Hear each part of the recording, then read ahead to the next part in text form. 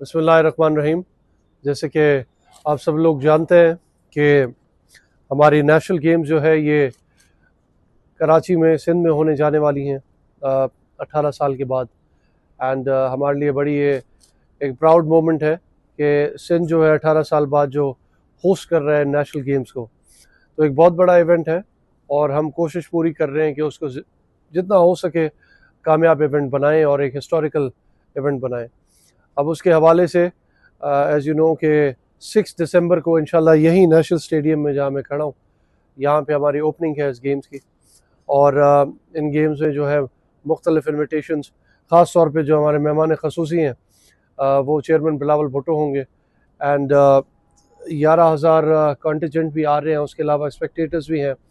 तो मैं सबको ये दरख्वास्त करूँगा कि इस इवेंट को कामयाब बनाएं और ख़ास तौर पे अपनी प्रेजेंस जो है वो यहाँ पे गारंटी करें।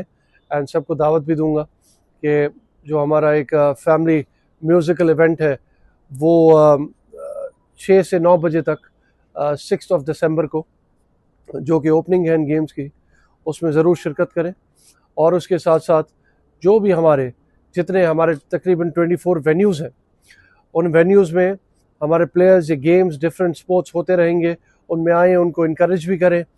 एंड ऑब्वियसली हमारा इवेंट मेरा है, हम सब का है, सिंध का है, लेकिन हम पूरी कोशिश कर रहे हैं कि हमारे प्लेयर्स को हम इनकरेज करें। जैसे हमारा प्रोविंस जो है नंबर 1, सिंध जो है लास्ट टाइम भी कोयटा गेम्स में उन्होंने नंबर 1 पोजीशन हासिल की थी। अब भी उम्मीद है कि वो अपने ही होम ग्राउंड में नंबर 1 पोजीशन लाएंगे।